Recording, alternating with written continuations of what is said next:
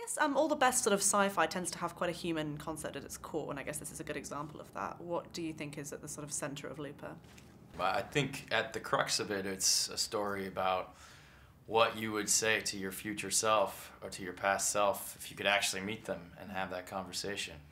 And obviously, that can never happen in real life. And that's the beauty of science fiction, is it can dramatize that question and put me and Bruce Willis playing the same man, one the older man, one the younger man, across a table from each other at a diner in the middle of Kansas and have that conversation. Yeah. And I mean, yeah, talking about Bruce, how did you two approach that dynamic of, you playing the younger version of him? Was it kind of a lot of physical work? How did you guys work together? Yeah, well, I just studied him. First, just studying his movies.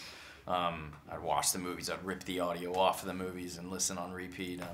He even recorded himself doing some of my voiceover monologues and sent that to me. But I think the most important thing was just hanging out, spending time together and getting dinner and, letting it seep in. Yeah.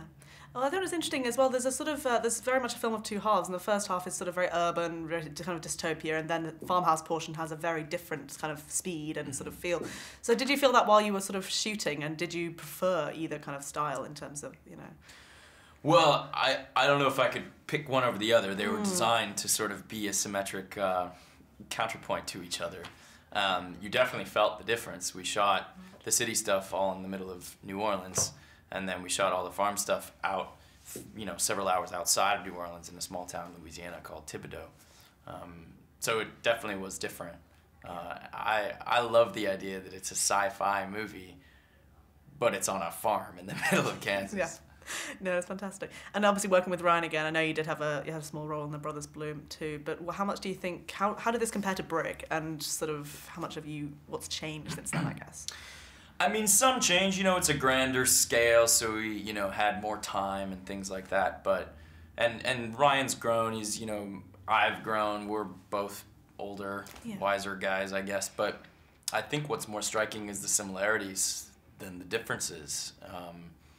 When we were making Brick, we had no idea if anybody would ever see it. We just thought it was really cool, the movie that we were making. And Looper, we knew that people would see it, but we didn't pay attention to so much that. We paid more attention to just what we used to pay attention to on Brick, just making a movie that we thought was cool. Yeah. Well, I guess I'll finish by just asking, what do you look for in like a science fiction film? I mean, or I guess a genre film, like just as a viewer, what do you kind of want? Yeah, well, I think every genre has its virtues and can be a good springboard. I guess I like genre movies that aren't so much about the genre, but are about a story, a human story, and it uses the genre to get to that. And I think Looper is an example of that. The Dark Knight Rises is an example of that. It's a superhero genre movie, but obviously it's much more than just a superhero movie. And hopefully Looper's the same way with time travel. Yeah, absolutely.